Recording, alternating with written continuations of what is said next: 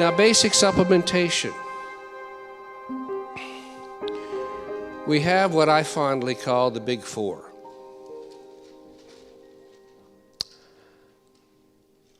You know, the vitamin C God might strike me down right now, strike me dead. But magnesium is the most important thing for you to take in large amounts on a regular basis. Why? Because nothing can substitute for magnesium. If you're low on magnesium, nothing else fills the bill. Now, what does magnesium do? Magnesium is a natural calcium channel blocker, so it helps keep from feeding more calcium into the cell and increasing intracellular oxidative stress, which is the primary way that cells get sick and stay sick, okay? And the other things associated with calcium, calcification, magnesium dissolves those calcium deposits. Also, magnesium as a mono supplement. If you were just taking magnesium and nothing else, I don't recommend that. There are lots of things you should take. But as a mono supplement, it decreases all-cause mortality. It decreases your chance of death from everything. Now, how can something decrease your chance of death from everything?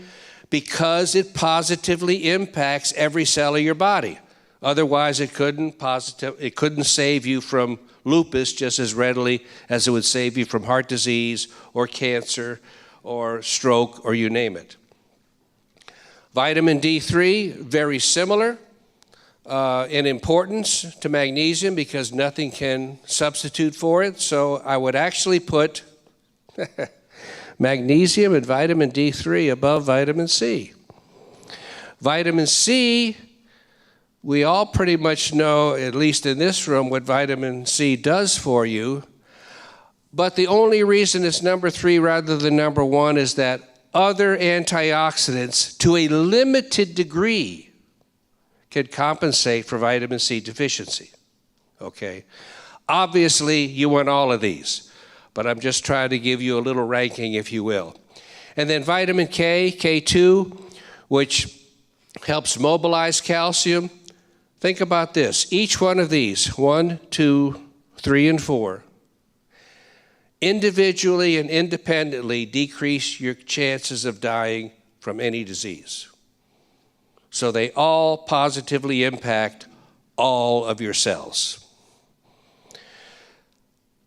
Lysine and proline, that's something that Rath and Pauling put together, and I think the evidence is very strong since cardiovascular disease still remains such a big killer that it's good to include these in a basic regimen that allows you to either keep plaques from building up or help mobilize pre-existing plaques.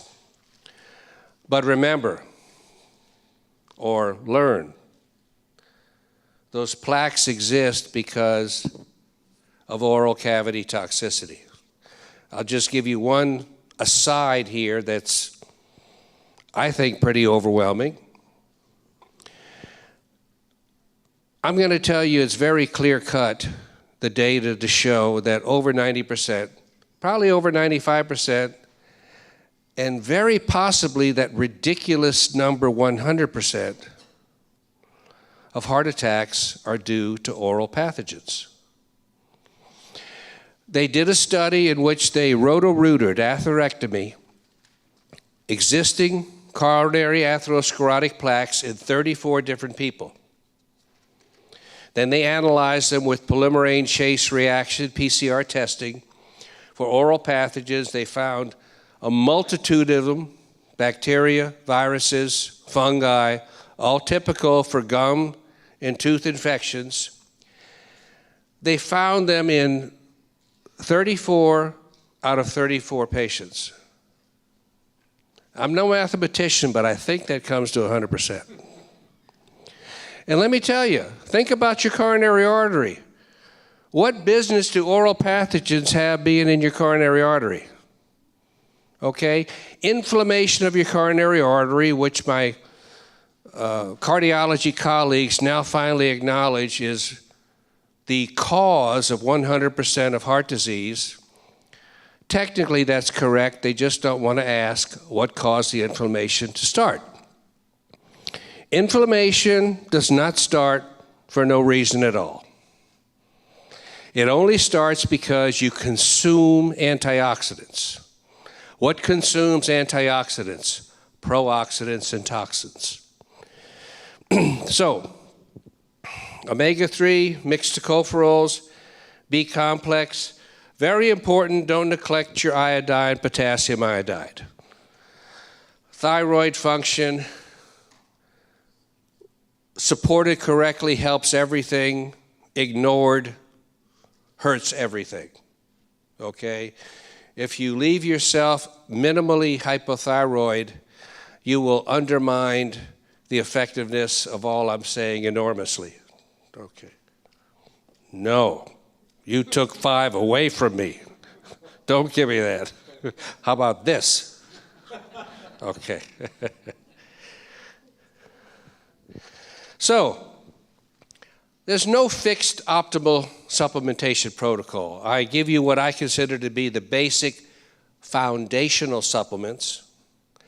And I got to tell you, there's a ton of great supplements out there, but there's only so many things you can put in your stomach, and for most people, there's only so much you can afford. So, and everybody has a little bit of a different need, okay?